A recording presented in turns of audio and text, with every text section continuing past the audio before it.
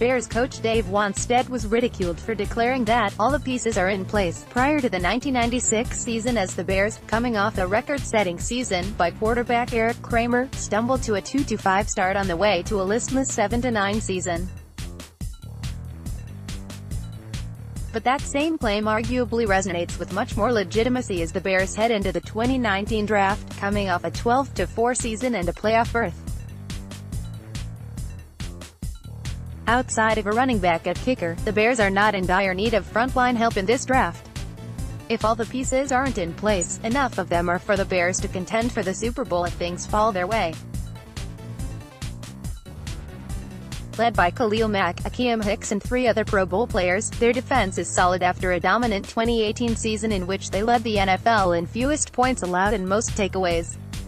And while the offense has plenty of improvement to make after ranking 21st in yards and 11th in points scored last year, the Bears are looking to continuity in coach Matt Nagy's second season more than an infusion of talent. The need for a running back is obvious after Jordan Howard was traded to the Eagles. But outside of that, the Bears are counting on familiarity and chemistry in the second year of Nagy's offense to fuel a quantum leap on that side of the ball.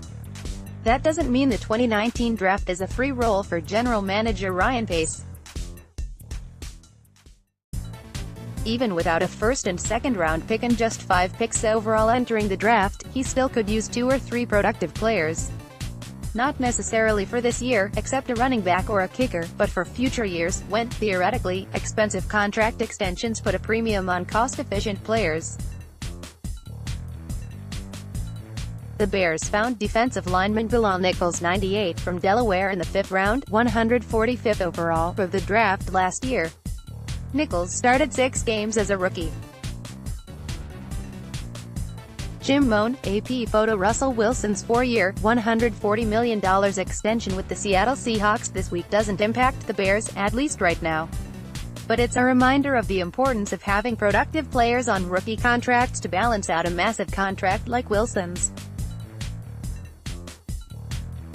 Wilson's $25.3 million cap hit the 6th highest in the NFL in 2019 according to Spotrac.com, will take up 13.25% of the Seahawks' salary cap allowance this season. It's not necessarily prohibitive to have less than 2% of your 53-man roster take up more than 13% of your salary cap. But it has proven to be a challenge. When Tom Brady won the Super Bowl in February, his cap figure, $22.0 million, 12.21%, was the highest in at least the last 10 years if not since the advent of the salary cap in 1994. When the Seahawks won the Super Bowl 48 in 2014, Wilson took up 0.49% of the salary cap. When they returned to the Super Bowl the following season, Wilson took up 0.6% of the cap. As his cap number rose, the Seahawks' fortunes dipped. They haven't gotten past the divisional round since. That's the challenge every winning team in the NFL faces as it has to pay the price of success. If Mitch Trubisky has a breakout season in 2019, the 3rd year of a 4-year rookie contract, the pressure will be on Pace to sign him to an extension sooner rather than later. No matter what the number would be for Trubisky, or Leonard Floyd or Eddie Jackson or Roquan Smith or any other keepers who blossom in the next year or two, the easiest solution is to stay hot in the draft and keep those cap-efficient rookie contracts in play. While Pace has had moderate success in the first round with outside linebacker Leonard Floyd, no. 9 overall in 2016, Trubisky, no. 2 overall in 2017, and inside linebacker Roquan Smith, no. 8 overall in 2018, his best efficiency has been in the middle rounds. His biggest mid-round hits have been safety Eddie Jackson, 4th round, 112th overall in 2017, running back Tariq Cohen, 4th round, 119th in 2017, Howard, 5th round, 150th in 2016, safety Adrian Amos, 5th round, 142nd in 2015, and defensive lineman Bilal Nichols, 5th round, 145th in 2018. That's a pretty good haul that bodes well for Pace in this draft, though 2 of his 5 picks are in the crapshoot 7th round, 222nd and 238th overall.